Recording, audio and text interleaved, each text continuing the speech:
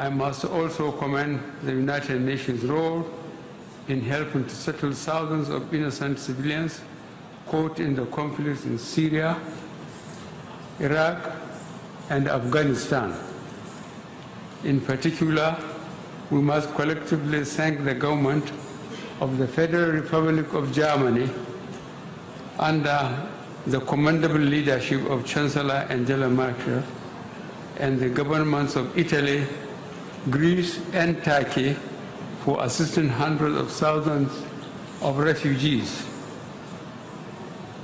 In an exemplary show of solidarity, the international community came together within my own region to assist the countries and communities in the Sahel and the Lake Chad regions to contain the threat posed by al-Qaeda and Boko Haram.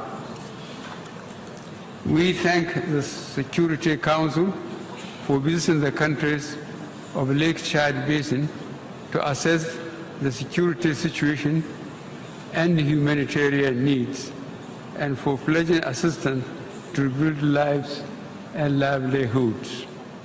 Indeed, in Nigeria, we are providing relief and humanitarian assistance to millions in internally displaced camps and those afflicted by terrorism, drought, floods, and other natural disasters.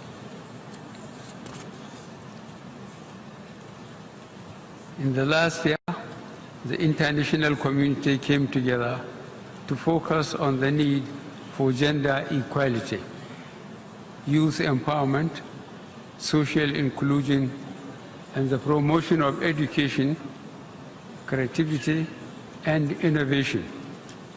The frontiers of good governance, democracy, including holding free and fair elections, and the enthronement of the rule of law are expanding everywhere, especially in Africa.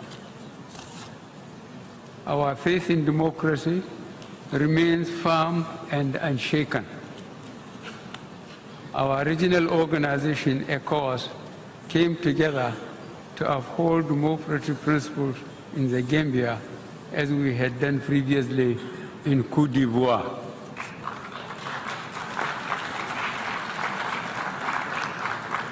Through our individual national efforts, state institutions are being strengthened to promote accountability and to combat corruption and asset recovery.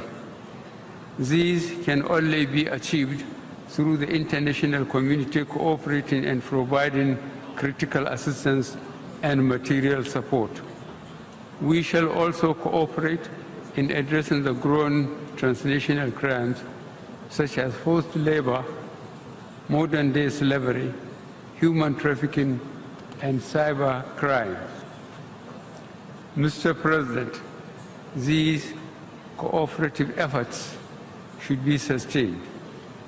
We must collectively devise strategies and mobilize the required responses to stop fleeing ISIS fighters from mutating and infiltrating into the Sahel and the Lake Chad Basin, where there are insufficient resources and the response capacity is weak.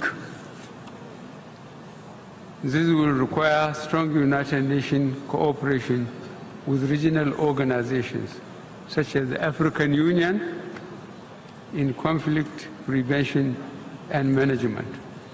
The United Nations should continue to take primary leadership of the maintenance of international peace and security by providing, in a predictable and sustainable manner, adequate funding and other enablers to regional initiatives and peacekeeping operations authorized by the Security Council. Mr. President, new conflicts should not make us lose focus on ongoing unresolved old conflicts. For example, several United Nations Security Council resolutions from 1967 on the Middle East crisis remain unimplemented. Meanwhile, the suffering of the Palestinian people and the blockade of Gaza continue. Additionally, we are now confronted by the desperate human rights and humanitarian situation in Yemen, and most tragically in the Rakhine state of Yemen. The Yemen crisis is very reminiscent of what happened in Bosnia in 1995 and in Rwanda in 1994. The international community cannot remain silent and do not condemn the horrendous suffering caused by what, from all indications, is a state-backed program of brutal depopulation of the Rohingya inhabited areas in Yemen on the basis of ethnicity and religion.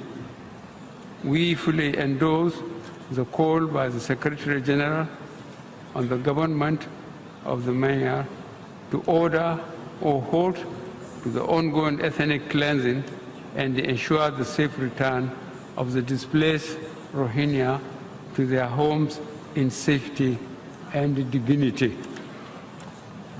In all these crises, the primary victims are the people, the most vulnerable being women and children.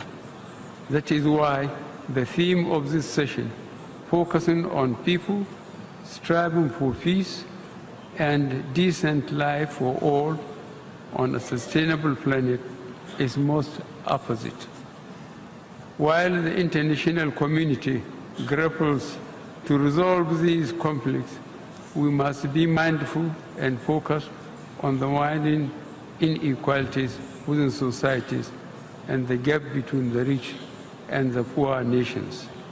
These inequalities and gaps are part of the underlying roots of competition for resources, frustration and anger leading to spiraling instability. The most pressing threat to international peace and security today is the accelerated nuclear weapons development program by North Korea.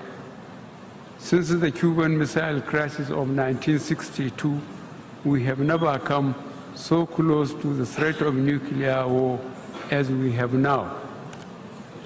Mr. President, Nigeria proposes a strong United Nations delegation to urgently engage the North Korean leader.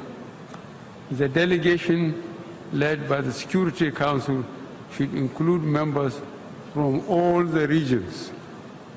The crisis in the Korean Peninsula underscores the urgency for all member states, guided by the spirit of enthroning a safer and more peaceful world, to ratify without delay the treaty prohibiting nuclear weapons, which will be open for signature here tomorrow.